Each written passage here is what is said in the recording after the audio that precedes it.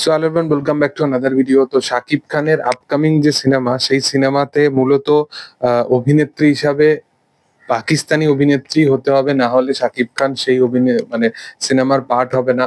এই বিষয় নিয়ে কিন্তু বারংবার একটার পর একটা আপডেট এবং বারংবার কিন্তু একটার পর একটা অনেক মিডিয়া পোর্টালের তরফ থেকে এরকম নিউজ ছড়াতে দেখা যাচ্ছে। আমি গতকালকে একটা বিষয় নিয়ে কথা বলেছিলাম যে কোনো ইন্ডাস্ট্রিরই অভিনেত্রী শাকিব খানের থেকে বড় হতে পারে না। সেটা যে কোনো ইন্ডাস্ট্রি অভিনেত্রী হতে পারে। বাংলাদেশেতে আমি এটা বলতে চাইছি যে বাংলাদেশেতে কোনো ইন্ডাস্ট্রির অভিনেত্রী আসুক না কেন, তারা শাকিব খানকে বাদ দিয়ে অন্য কোনো অভিনেতা সেই সিনেমার পার্ট হয়ে যাক এবং বড় অভিনেত্রী থাকুক, সেই কালেকশনটা করে দেখাক যেটা বরবাদ করেছে, সেটা কখনো সম্ভবই নয়।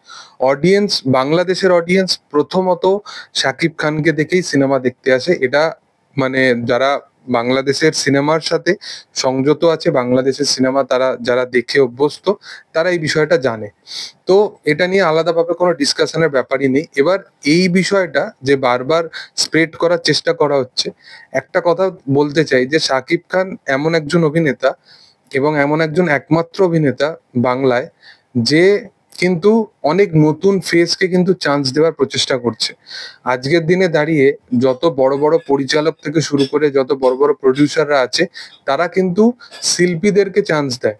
বাট এই এমন একজন একমাত্র মানুষ যার ওপরে কিন্তু ইন্ডাস্ট্রির বড় বড় পরিচালকরা ওয়েট করে আছে যে কখন তার টাইম হবে এবং কখন তার স্কেডিউলের সময় পেয়ে তারা সিনেমা করবে। আজকে বাংলাদেশের যত বড় বড় পরিচালকরা আছে, মেহেদী হাসান হৃদয়, রায়ান রাফি, মানে যারা যারা হিট হিট সিনেমা দিয়েছে, মেহেদী হাসান, রায়ান রাফি, অনন্য মামুন, বা তোমার এদিকে তোমার শাকিব ফাহাদ, এরকম যারা আরো অন্যান্য যে সমস্ত পরিচালকরা আছে, হিমেল আশরাফ, তো তারা প্রত্যেকেই তাদের আপকামিং প্রজেক্টের মধ্যে একটা স্টোরি তো শাকিব খানের সাথে লক করে রেখেইছে।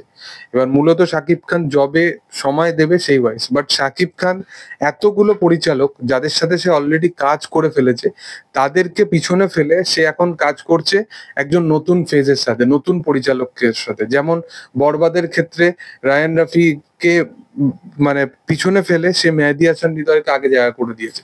তো যে মানুষটা ইন্ডাস্ট্রির গ্রোথের জন্য ভাবে, ইন্ডাস্ট্রিকে নিয়ে ভাবে, সেই মানুষটাকে নিয়ে এরকম নেগেটিভিটি করে কিছু মানুষ কি পায় সেটা বোঝা মুশকিল।